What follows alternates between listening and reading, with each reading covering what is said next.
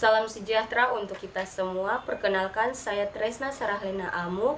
Saya akan menjelaskan tentang asas-asas hukum perikatan. Asas yang pertama yaitu asas personalia. Asas personalia merupakan dan atau untuk membuat kontrak hanya untuk kepentingan perseorangan. Hal ini dapat kita lihat pada pasal 1340 yang berbunyi, suatu perjanjian hanya berlaku antara pihak-pihak yang membuatnya. Suatu perjanjian tidak dapat membawa rugi kepada pihak-pihak ketiga. Tak dapat pihak-pihak ketiga mendapat manfaat karenanya selain dalam hal yang diatur dalam pasal 1317 KUH Perdata. Perjanjian ini hanya berlaku untuk mereka yang membuatnya. Pada pasal 1317 KUH Perdata mengatur tentang pihak ketiga.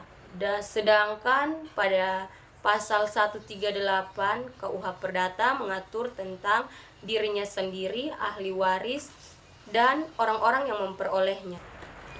Setiap kontrak atau perjanjian yang dibuat pasti mencantumkan subjek seperti nama, umur, tempat domisili, dan kewarganegaraan. Yang kedua yaitu asas konsensualisme. Asas ini berlaku dalam perjanjian konsensualisme.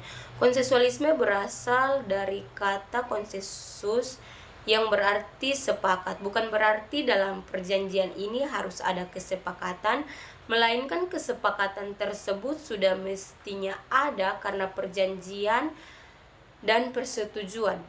Perjanjian ini adalah perjanjian yang dibuat dan dilaksanakan secara nyata atau kontan hukum adat, sedangkan perjanjian formal adalah perjanjian yang telah ditentukan bentuknya, yaitu tertulis, baik berupa akta autentik maupun akta yang dibawa tangan.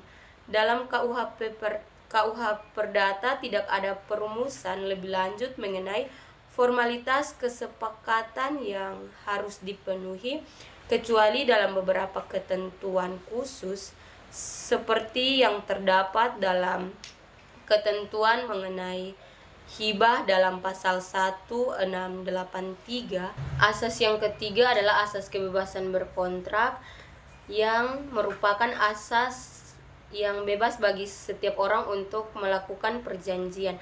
Perjanjian ini diatur dalam undang-undang yang dikenal sebagai perjanjian bernama, dan ada perjanjian yang tidak diatur dalam undang-undang yang dikenal sebagai perjanjian tidak bernama atau hinomat. Hal ini tidak terlepas juga dari buku 3 BW yang hanya merupakan hukum yang mengatur sehingga para pihak dapat menyimpangnya atau mengesampingkannya, kecuali terdapat pasal-pasal tertentu yang bersifat memaksa. Kata kontrak dalam asas kebebasan berkontrak mempunyai pengertian yang lebih sempit karena ditujukan pada perjanjian atau persetujuan dalam bentuk tertulis. Dengan demikian, asas kebebasan berkontrak adalah asas yang memberikan kebebasan kepada para pihak untuk membuat atau tidak membuat perjanjian, mengadakan perjanjian dengan siapapun, menentukan isi perjanjian, pelaksanaan dan persyaratannya, menentukan bentuk perjanjian, yaitu tertulis atau lisan. Asas kebebasan berkontrak dapat dilihat dalam pasal 1338 ayat 1 KUH Perdata yang berbunyi, semua perjanjian yang dibuat secara sah berlaku sebagai undang-undang bagi mereka yang membuatnya. Pasal ini seolah-olah membuat pernyataan bahwa setiap orang bebas untuk membuat perundang-undangan dan perjanjian tersebut akan mengikat sebagaimana undang-undang kebebasan berkontrak hanya dibatasi oleh ketertiban umum dan kesusilaan. Asas yang kelima adalah asas itikat baik. Asas itikat baik adalah asas perjanjian bagi masing-masing pihak. Harus menunjukkan itikat baik dalam pelaksanaan perjanjian tersebut. Ketentuan tentang itikat baik diatur dalam pasal 1338 ayat 3 KUH Perdata bahwa perjanjian harus dilaksanakan dengan itikat baik. Asas ini dibagi menjadi dua macam, yaitu itikat baik nisbi dan itikat baik mutlak. Pada itikat baik nisbi, orang memperhatikan sikap dan tingkah laku yang nyata dari subjek. Sedangkan pada itikat baik yang mutlak, penilaiannya terletak pada akal sehat dan keadilan, dibuat untuk ukuran yang objektif untuk menilai keadaan atau penilaian tidak memihak menurut norma-norma yang objektif. Hubungan dengan daya mengikatnya perjanjian yang berlaku sebagai undang-undang bagi para pihak yang membuatnya atau fakta-fakta pada situasi tertentu. Daya berlakunya dibatasi yaitu oleh itikat baik.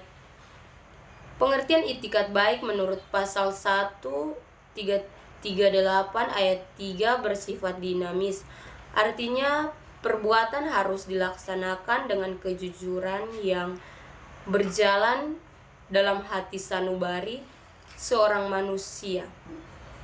Manusia sebagai anggota masyarakat harus jauh dari sifat yang merugikan pihak lain atau menggunakan kata-kata yang tidak membingungkan pada saat kedua belah pihak membuat perjanjian. Para pihak dalam suatu perjanjian tidak boleh mempergunakan kelalaian pihak lain untuk menguntungkan diri pribadi. Sekian dari yang bisa saya jelaskan asas-asas hukum perikatan. Terima kasih.